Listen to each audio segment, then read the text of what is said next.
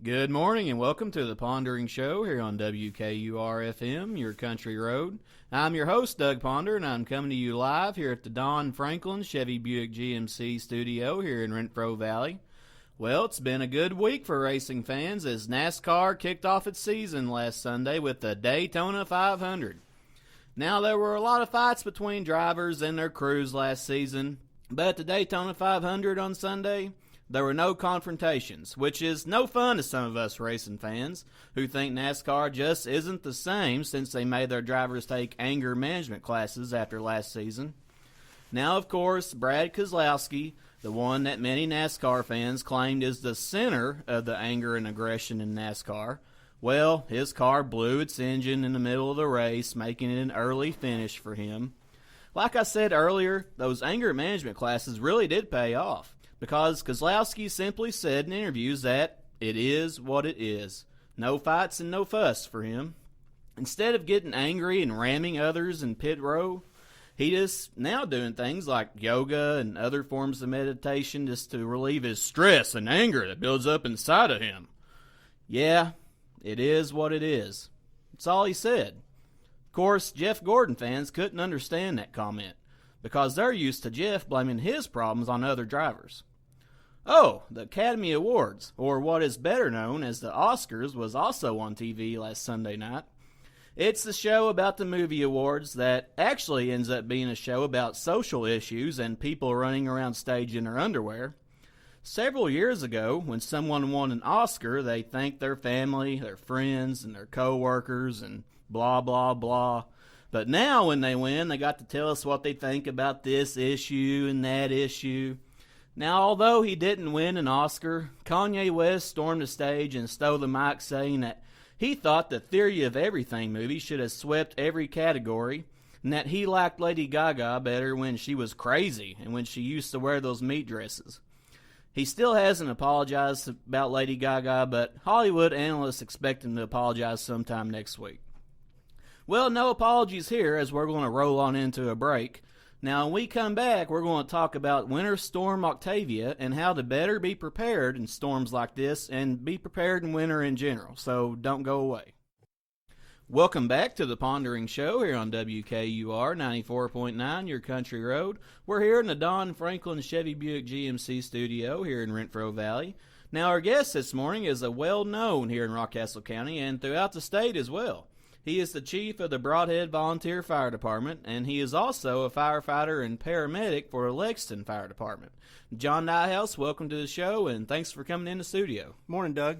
Thanks for coming in. No problem, buddy. Glad you have us.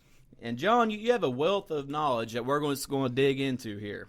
So here we are, Winter Storm Octavia. Anytime they name a storm, a winter storm, it's going to be bad. So it's swooped in here and dumped up to 14 inches in some areas of the county. And about a week ago, we also had the lowest temperatures we had in over a century. I know Chris Bailey and Bill Meck, they were all having a hoopla over it. Now, it's been a bad winter. There's no doubt about it. And there's no hiding that fact. So also on the other side of that, people are trying to do everything they can to keep their homes warm. And house fires are something that comes from that. So one of the items that we often hear it's talked about are space heaters, or what's known as portable electric heaters. Is it okay for people to use these space heaters as a source of heat in their homes? Well, Doug, thank you all for letting us have the opportunity. Anytime we can do a little fire prevention, exactly. It's always a good thing. Mm-hmm. Kind of promote fire prevention throughout the county. I know every fire department's near and dear to their heart. Yes. And you were talking about space heaters. There's a lot of people that use them. I've used them. People use them for lots and different purposes. They put them in different places, keep some pipes thawed, keep a room a little extra warm. There's tons of different brands on the market, different styles. The one thing I can tell you about space heaters, they are dangerous if used improperly, just like anything else. Yeah. Keeping them away from any type of heat source, or not heat source, but light flammable objects like curtains, drapes, things like that. That's always important. Keeping them free and clear of anything around them, putting out in an open space. It's always positive. I'm not telling you not to use space heaters. They're not recommended for long-term use. They're a quick fix kind of thing. You got a little You got a room that's kind of cool. You're sitting in it watching television. You want to warm it up. That's what they use it for. A lot of times, though, people take it to the extreme and they want to use it to heat their house full time throughout the winter. Yeah. And see, now that's another object of that, because I've read some things that say it shouldn't be used to heat your whole house. It should just be used to heat one room, right? Well, we always joke because they're called a space heater or a... True, I mean, they're for a small space. You look at most of them you could carry around very easily in a backpack or something because they're small. I mean, they're not very big at all. Even the... you've seen those... They call them an Amish heater, the electric eye heater, the little infrared heaters. Those are even fairly small. They're designed for a small space, small area. They're not designed for a whole home, even a small home. They're just designed for a very, very small space. Okay. And you mentioned keeping away from things like, drapes and stuff. Now, what are some other tips, like as far as maybe children or pets and stuff? Oh, absolutely. Yeah. Well, anytime you got children playing in the house, I have a 5-year-old and a 2-month-old. And they're going to knock stuff over. They're going to bump into stuff. And it's not their fault. It's just kids being kids. Exactly. Pets are even worse. You leave a space heater plugged up maybe in the living room or something. The dog, the cat, whatever's in the house, and you take off somewhere, they're going to knock it over. They're going to accidentally bump it. They're not going to know what it is. Yep. We've had several fires that I've been on over the past several years. One in particular where some folks were talking. They had one of the looks like a radiator, the little old style radiator style space got heaters. Little grooves in it. Yeah, it looks just like an old radiator sitting there on the floor. And I don't know if common sense didn't kick in or what, but people didn't realize that with the space heater on, they couldn't just lay clothes on it and take off to the grocery store. So we make accidents. I mean, we're human. We have accidents. We make mistakes. I make mistakes. Everyone does. But things like that we have to really pay close attention to this time of the year, because you're going to end up with a space heater and you put something on top of it. It's not going to take long for that to become a heat source to catch the rest of your house on fire. So, and it doesn't have to be necessarily clothes. It could be like a teen's homework or something. And you go on further than that. People make the mistake. They come in a hurry. They're carrying groceries in. Yeah. One of the new big kicks right now out there for like stoves and things are like the flat top cooking surfaces. Yeah. Or any type of stove. People come in, it's a flat surface, something else is on their counter. They throw stuff on it. They don't think much about it. They're like, hey, I need to warm up a pot for supper. Yeah. They accidentally twisted the wrong knob. Now they've got a cooktop stove or a fire on the cooktop of the stove. Yep. And there's any type of heat source, curling irons, toasters, anything like that with a heat source in it can easily start a fire when it's against the right object. Yeah. My wife gets aggravated at me from time to time because when we first got married, I would go behind her unplugging things. Yeah. Now she's got to the point that she does it. I just kind of walk through and I laugh about it now because as soon as she gets done getting ready in the morning, she'll unplug her curling iron before we leave somewhere. That's just good safety stuff to do. Well, it's just when you're a fireman, the last thing you want is for your house to catch on fire. Because you saw so much of that. Exactly. You've experienced that. It's probably just good to get out of the habit of, like you said, when people come in, they went to the grocery store, they've come in, just don't put your groceries on top of the stove because you might accidentally bump it and turn it on or something. That'd be even worse. And you could come in behind someone else that's already been there. They've had the stove on. Oh, yeah. You don't realize it. You set that object down, whether it be paper products or anything like that. It gets hot, catches fire, and could easily spread up to your cabinets or into your other parts of your home. Exactly. We've talked about the space heaters. Now, is there any particular brands that are somewhat better or it's got some type of mechanisms that are better for people? Well, there's, like we said earlier, there's lots and lots of different brands. I'm no space heater expert when it comes to brands and makes and models. But the one thing I can tell you, if you look on any product that has a heat source, look for something that's UL approved. Okay. That's been through the underwriter's laboratory, that's been through testing, that has its UL approved sticker on the side of it. And the other thing I can tell you is follow the directions of it. If it tells you to keep it so many feet away from things, if it tells you not to run it more than 3 hours, whatever the directions say on the box, follow the manufacturer's recommendations because that is one way that you can stay out of trouble. They're going to do everything to keep you safe because they don't want to get sued. Exactly. So their directions are going to have everything to keep you safe and keep your home safe. Mm-hmm. So if you follow those directions to the best of your ability, then you'll at least be in the right direction to try to protect your family and your home. And the UL approved, what exactly is that? Underwriters Laboratory. They're an independent testing organization, independent from any manufacturer, they take products, and you can probably pick up a hammer, or you can pick up a cell phone or anything. You can find a sticker where they've tested it. They have research as to, will this product perform to what the manufacturer says Good it deal. will. They're an independent organization. I know drills and saws and stuff like that, a lot of those have UL stickers. Usually anything with an electricity going to it That's will have good. a UL and you sticker. mentioned they're separate from the actual company, which is a key there. They're a 100 independent source. Yeah, that's a key there for sure. Now, other than electric heaters, what are some other sources? And let's touch on this real quick, because a lot of people, when it comes down to it, during the wintertime, everybody wants to save money on their heating bill. Absolutely. And they try to use this, I guess, like a supplemental insurance. They try to use it as a supplemental heating source. If these space heaters may be dangerous, what are some other things of heat that might be portable or something they can supplement with? Well, anywhere you go down, any road you go down with this, you're kind of at a catch-22, and people are going to sit out there and listen there, well, I have a kerosene heater in my house, or I have a little propane heater, or I have this. But it's kind of like anything else. Within moderation and within proper structure and following directions and things like that, you can use some of these items for an extent of time. You don't want to use them, overuse them. People have talked about portable ready heaters. People have talked about kerosene, the little kerosene heaters with the wick in the bottom of them. Propane heaters with the grill on the top of them. You buy the I don't even know exactly what you call them. I actually have one of them, but they have the two burners on top of the propane tank. You connect them to the propane tank. I have one for my garage when I'm out there working. But there's tons of different sources of heat out there that people utilize in the wintertime, and my biggest recommendation is follow the manufacturer's recommendations. Keep it away from things that could burn easily, curtains, drapes, anything like that could easily be. Keep it away from small children where they can bump into it, pets, anything. I don't know if you could really say there's a safe form of heating, because even with fireplaces or even with a heat pump or whatever, anytime you create heat in something, whether it be an electrical outlet or anything, there's always the potential for fire. We do everything we can to make it as safe as possible.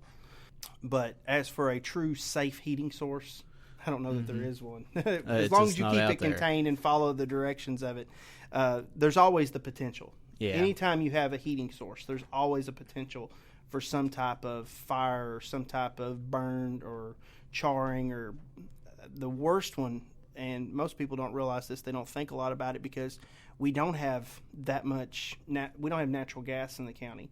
So people don't think about a carbon monoxide detector. Oh, yes. So, I mean, you get an improper burn from any of these objects, whether it be propane or kerosene or natural gas or anything that burns a gas that has combustion inside of it. If it gets an improper or incomplete burn, you're going to end up with the possibility of carbon monoxide. And people are like, well, that's not that big a deal. No, well, yeah, it is, because you can't smell, you can't taste it, you can't see it.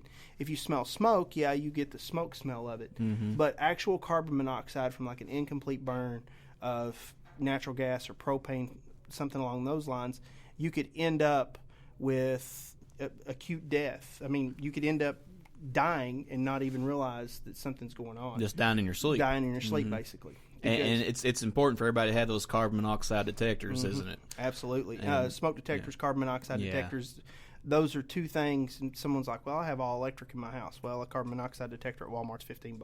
It's might as well have it. And, $15 or your life, which one's more important?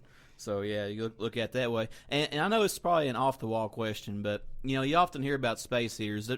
I guess they often get a bad rap, in the world. Space heaters can get a bad rap. And I'm not saying don't go throw away all your space heaters. I'm not saying that. Space heaters have their place.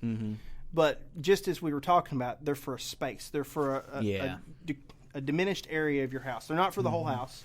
They're not to put 25 of them out throughout the house to try to keep the house warm. They're for a space. And some people are probably listening going, well, I have 2 or 3 of them in my house. Well, if you use them within the manufacturer's recommendations, don't lay stuff on top of them. Don't knock them over. Keep them away from other sources of fuel that could be fuel for the heat element in them.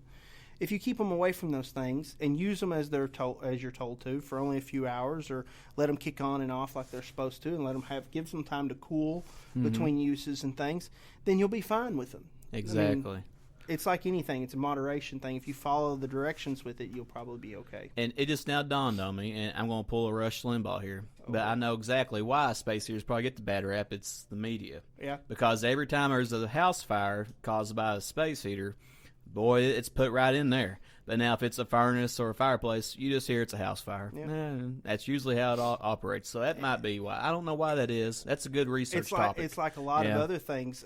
Yeah. We can go down the list of wintertime's causes of fires, and you can go down the list of improperly used candles, because people are using candles all the time. They set them next to a curtain or something like that.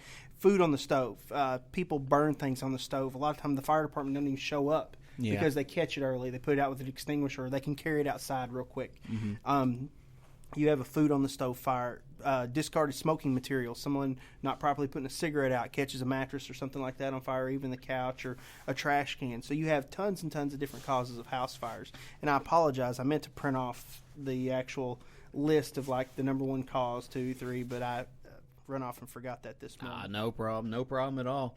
We're going to transition now into cleaning and maintenance. And I know that probably helps a lot of times with causing all these fires from happening. Now, how often should people clean things like their fireplaces, their furnaces, chimneys, all that different type of stuff? Well, if you go, one thing I can tell you that we tell people at work all the time, you make make the smoke odor in the house. Someone smells a little bit of smoke, and you go to the house, and you walk in, there's no visible flame, there's nothing like that. There's no smoke actually in the house. The first place we're going to go 9 times out of 10 is the furnace. We're going to go look at the furnace. We're going to go pull your filter out of your furnace. Most of the companies recommend a month on a filter. Okay. I mean, it's whatever the manufacturer recommends, but the month on the filter. I went and bought one of the, I'm not going to say a specific name, but one of the hypoallergenic filters, the real thick ones that's supposed to pick up all the particulate and stuff like that in the house. And about a month later, I got to notice, and I had a smoke odor in the house, and it turns out my fan burned out because that filter was so thick it caught all the any dust and everything, and it closed off really quick and ended up burning my fan out in my HVAC unit. It's a good filter. Several years ago. Exactly. Yeah. It caught everything. Yeah. It even stopped the electric motor. And we have that problem a lot of times. You'll tell people, will be like, well, I just changed it last week, and you go down there, and it looks like the middle of I-75 or something. It's that black. So change your filters regularly. Whatever the manufacturer of your heating and cooling system recommends, try to stay on top of that, because that can be the life of your HVAC system. Not only that, it could lock your motor up, cause a belt to smoke or catch fire, the motor of the fan. Yep. The other thing to pay attention to is your space heaters. If you are utilizing a space heater, they have a side that will draw air. Yeah. They will have a fan that will draw air through that to be able to pass air throughout the house. Keep that clean. I don't care how clean you are in your house. It's going to pick up dust. Yeah. We open the door, we close the door, we open whatever. We come in and out of the house. It's going to pick up dust. Keep the back of that fan cleaned off. Keep the dust cleaned off. Anything like that, just try to keep it free of debris and clean. As for your chimneys, a couple times a year, make sure you sweep those chimneys and clean them out good. On top of that, try to stock up your firewood for the winter early. Okay. That way the firewood has time to dry. Yeah. So you're not burning green wood. Well, what's the big deal about burning green wood? Well, you burn wood that's too green, you will develop what's called creosote on the inside of your flue. And what happens is that creosote eventually builds up to the point it stops up, it catches fire, and then you have a chimney fire. Yep. And that's bad. Yeah. Now, you touched on this with the carbon monoxide detectors. Now, smoke alarms. They're a big thing to push, and they're very, very important. Absolutely. Now, and they truly save lives. Now, what are your tips for those? How many of those should people have in their houses? Should they be on each level? Well, what are their tips? At minimum, by code, you're supposed to have one on each floor. Okay. At minimum, you're supposed to have one on each floor, and the one on the floors, if your bedroom's on the second floor and you have multiple rooms up there, the smoke detector is supposed to be closer to your bedrooms. That way it can alert and things like that. But you're supposed to have one on each floor. I would recommend going with some extra ones on top of the ones that you already have. Or if you just have one on each floor, add some extra ones. Okay. Staircases, good places for them. Obviously the kitchen, laundry room, places like that. Because if your laundry room's on the other end of the house and you end up leaving your dryer running at night and it catches fire by some chance. Yeah. Once again, heating source. You got a Yep. heating element inside that dryer. We make a lot of dryer fires. Yeah. But take the time, put a smoke detector up. You can go to Walmart, and I think they're $4 or $5 a piece for a smoke detector. Yeah. You can go a little beyond that and go, if you're building a new house, take the time to run several hardwired smoke detectors throughout the house. Yeah. I'm in the process of working on a house for myself or my family right now, and I think I've figured up. I'm gonna put like 8 or 9 in it, and it's only one story basically. That's right. But I like smoke detectors. I put them all through over the house. It's never enough. Oh no. That's right. And like you said, some are wired like through security systems and stuff. But if you're still using the battery operated ones, don't take the batteries out of them. That's another preaching element there. Definitely don't do that. Well, we're going to take another quick break. Now, when we come back, we're going to talk about another issue that people often have to deal with in winter storms and life in general that first responders help them with and can offer tips with. So don't go away.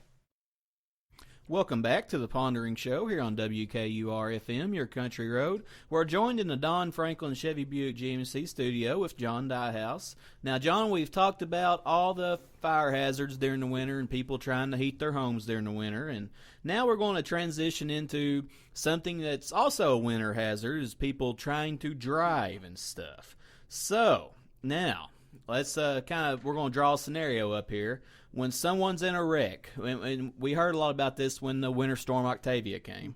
When someone's in a wreck, and, well, let me rephrase that. I just kicked myself in the butt there. We had no injuries here in the county, but let's say we did have that, and there was an injury wreck, and they know that they're injured, and they're conscious, but they know the others in the vehicle are injured and conscious. Other than calling 911, what should they do before they're waiting on, like, you all to arrive and EMS to arrive? Well, we'll kind of go back before the accident, because this is something I've realized that a lot of drivers don't do enough of, and that's realizing where you're at on the road. Okay, yes. Especially when you're traveling a long highway like I-75, US 25. Most people aren't situationally aware enough to know where they're at on the highway. Yep. And so you may be thinking, well, how do I know that? Well, the mile markers.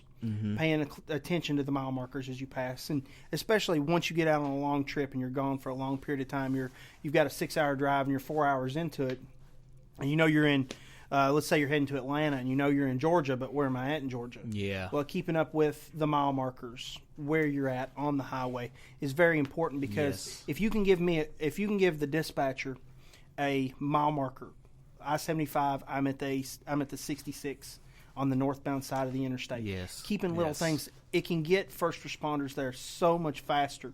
Because if you just tell us, I'm on I-75, or we'll use I-75 for example, I think there's 24 miles of I-75 in Rockcastle County. Yeah. So you tell me you're on I-75, you know you're in Rockcastle County. There's a lot of interstate to cover there to be able to locate your particular accident. Staying situationally aware, preparing when you go out. If you know you're going to be out on a trip that's during the wintertime, prepare a little bit. Take 10 minutes, grab a few blankets. Yeah. Put Put the blankets in the car. Put a set of coveralls in the car. Whatever you have that can keep you warm. If you did run off the road, have some type of vehicle failure, the engine dies, the battery goes bad, whatever happens, the car dies on the side of the road. You have a flat tire, you don't have a spare.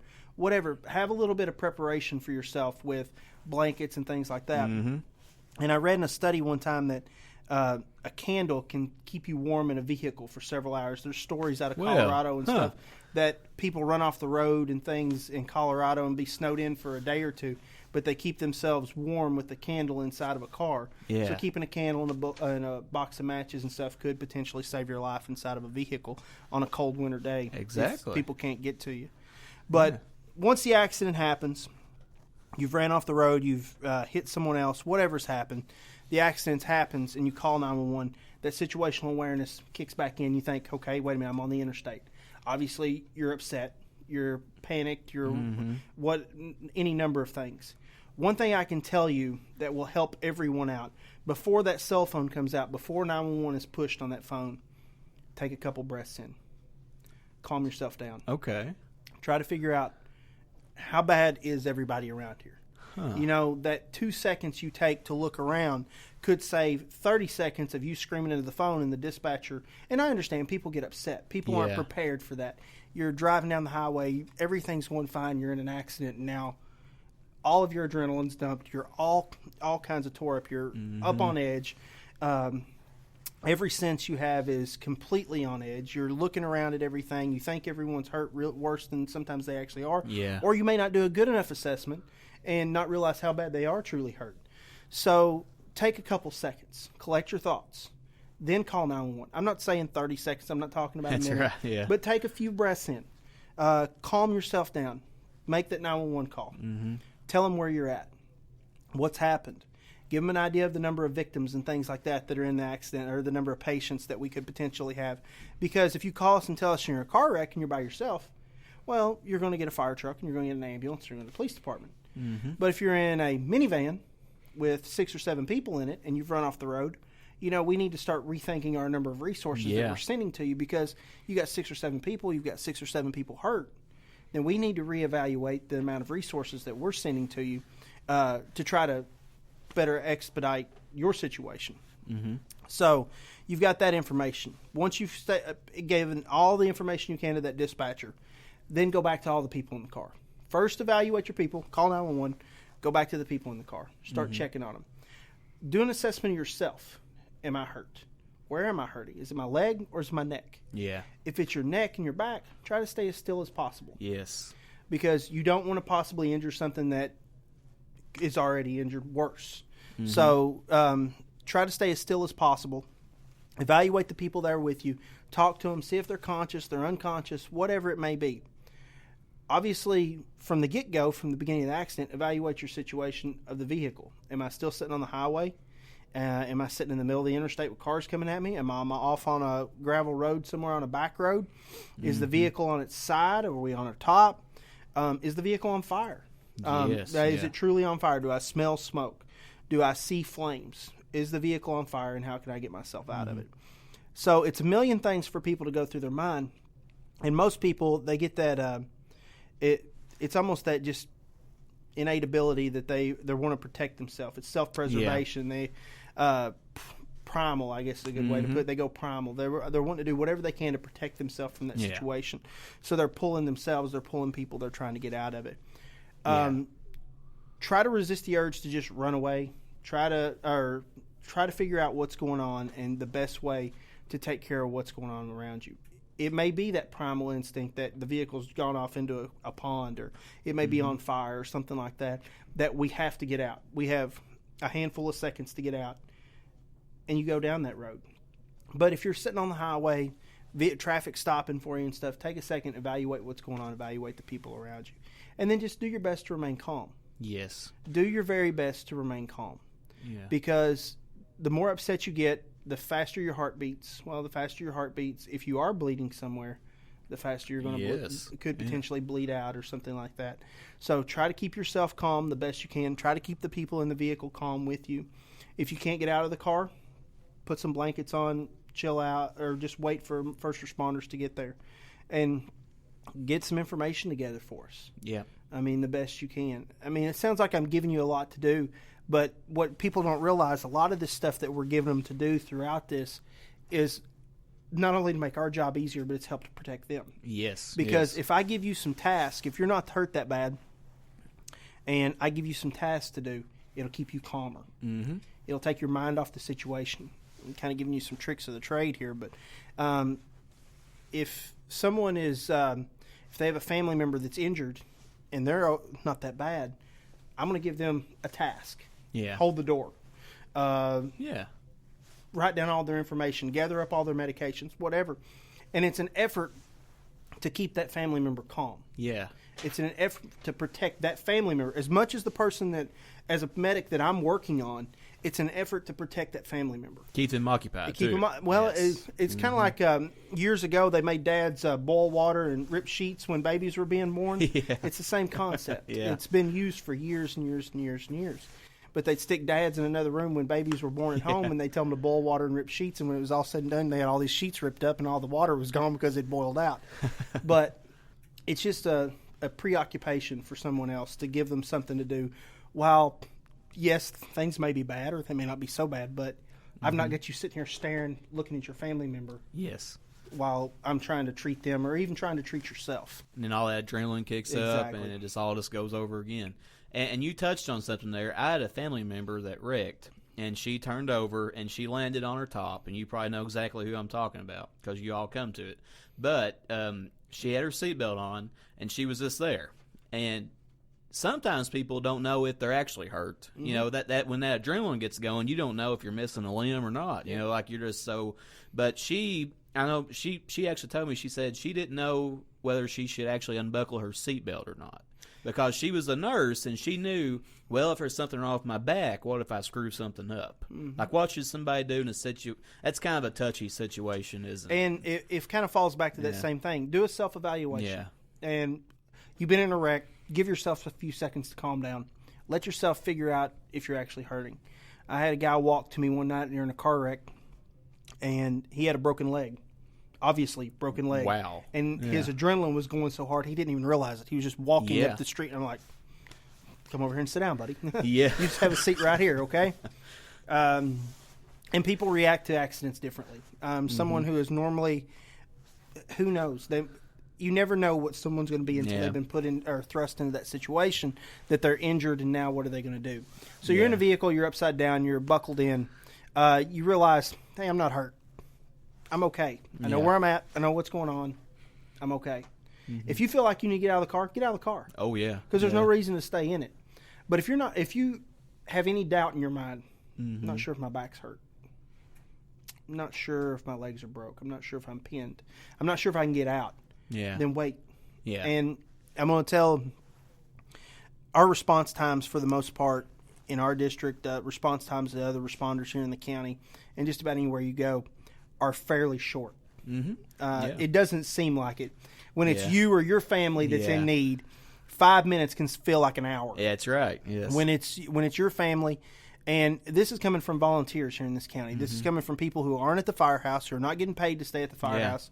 But if you go back and you start pulling run times and stuff like that, and you go from the time that you call 911 or someone called 911 to having trucks on the highway in less than 5 minutes, that's fairly significant for a volunteer fire department. Yeah.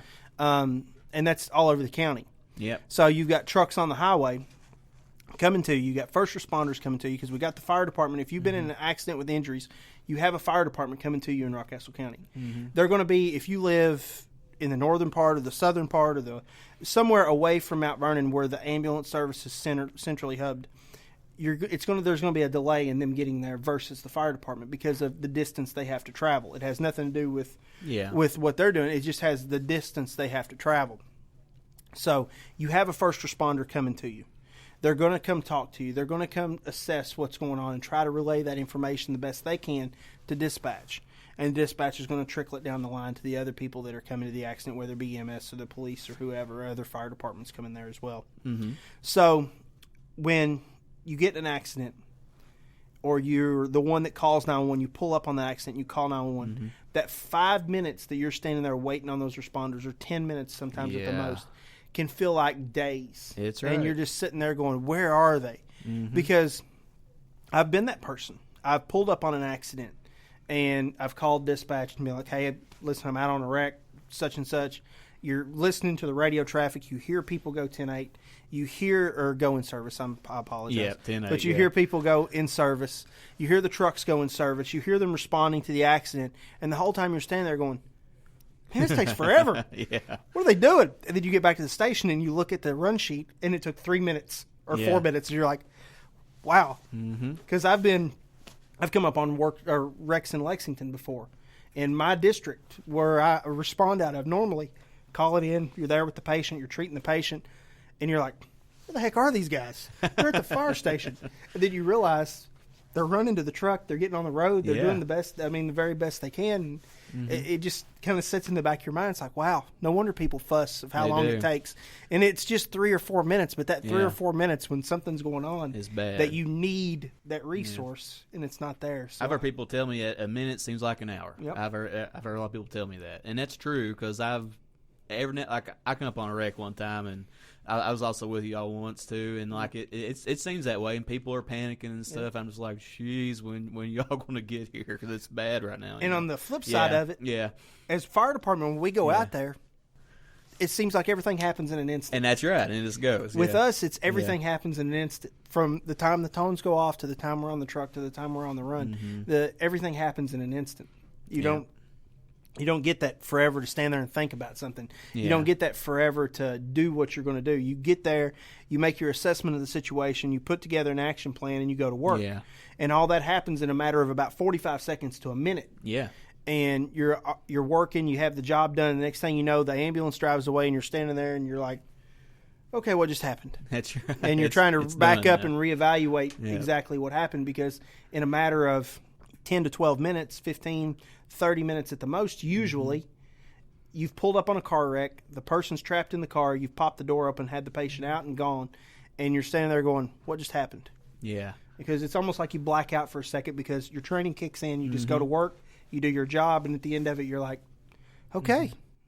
And you've touched on a lot of good points there. And it's like I said, when people out here listen, when you're in a wreck, like I said, just calm down. They're coming. They're coming seriously as quick as they can, quicker than a lot of people around the state or nation. And it seems like hours. It does, but just the fact that you know somebody's coming. When they come, it'll be real quick. Everything's going to be fine. But it just seems like days when it's a bad scene. I can already feel. There's a couple of scenes I've been on like that too. But yeah, it's just.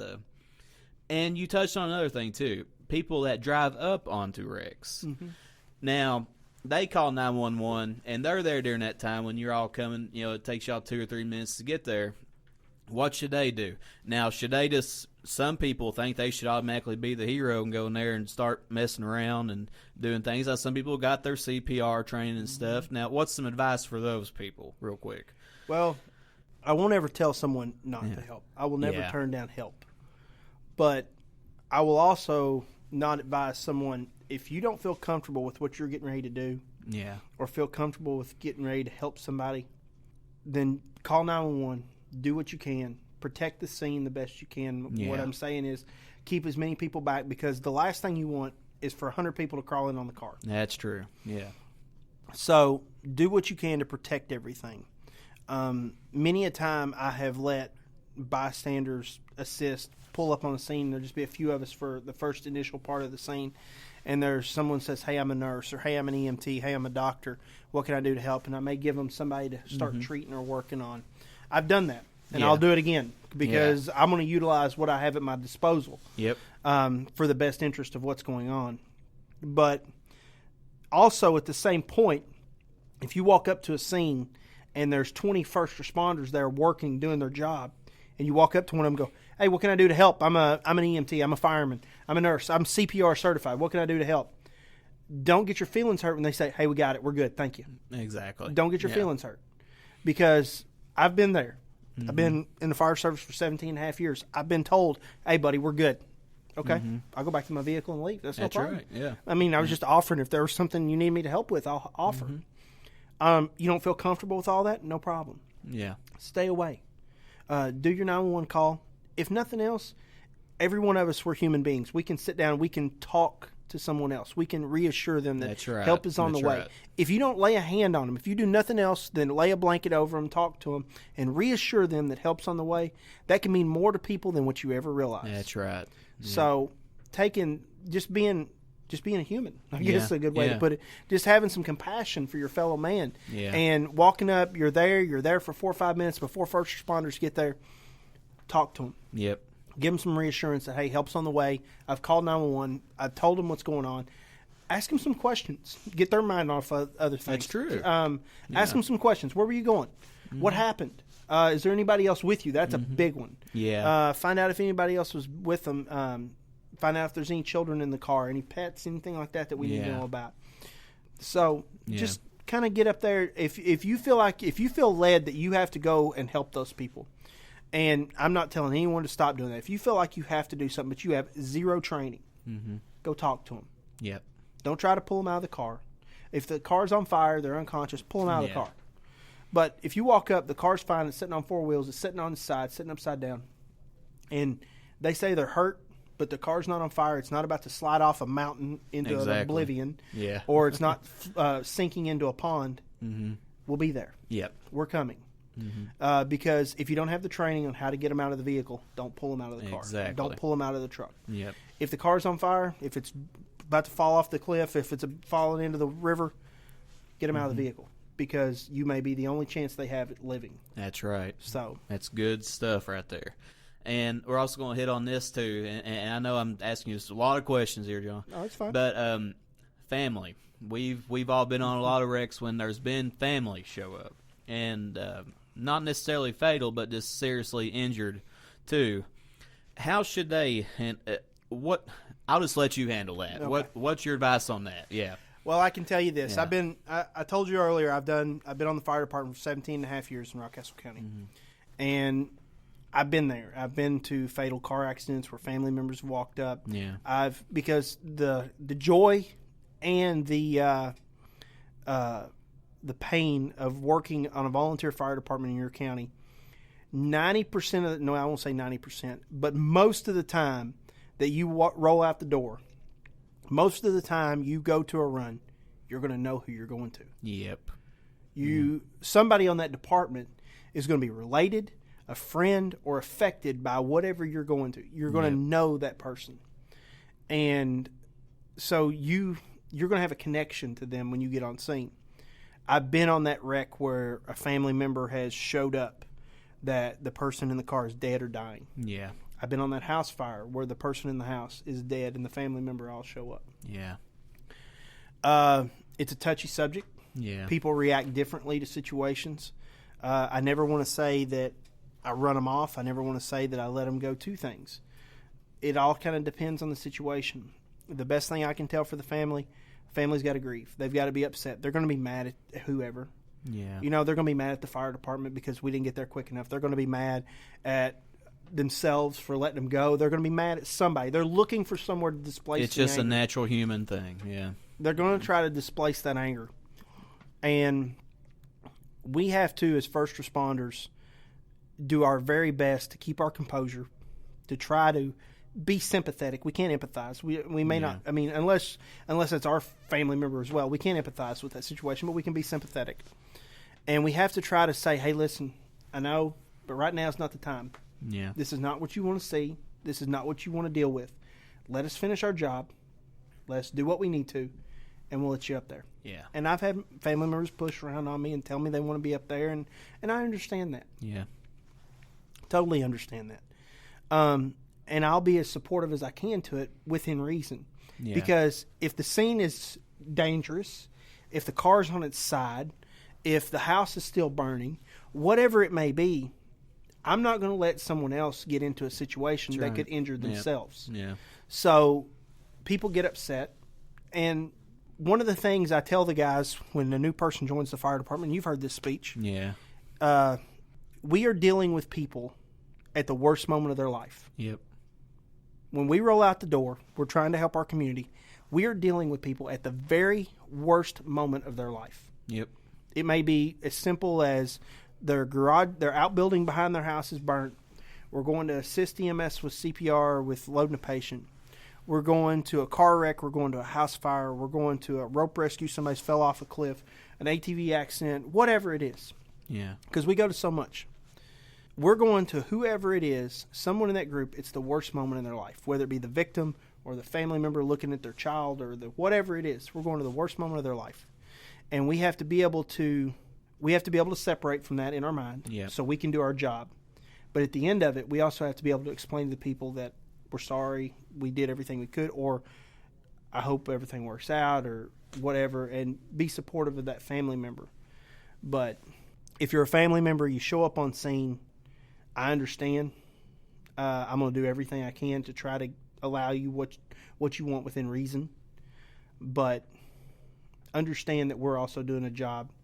And not only is our job to take care of what's going on, but it's also to protect the bystanders that are around it. Protect them. And it gets misconstrued sometimes as we're being rude or hateful or whatever. But we're doing our job to protect everybody, whether it be the people are trying to get out of the car or the house or whatever, or the people that walk up on scene. We're trying to protect everyone and keep everyone's best interest at heart. Exactly. And, well, it looks like we're about out of time. John, is there anything else you'd like to add to this? Change your smoke detector batteries 2 times a year. That's right. Every time the clock's changed, change your batteries. That's right. Remember that's the most number. important. Remember the number to call if something happens. 911. There's no 11 on the phone, but you'll find the ones. That's right. Yeah, it's not like the vending machines with AA. That's or right. Yeah. So yeah. Well, I want to once again thank John Dias for coming in and sharing his expertise with us. This has been a real good show, and I think people will get a lot from this.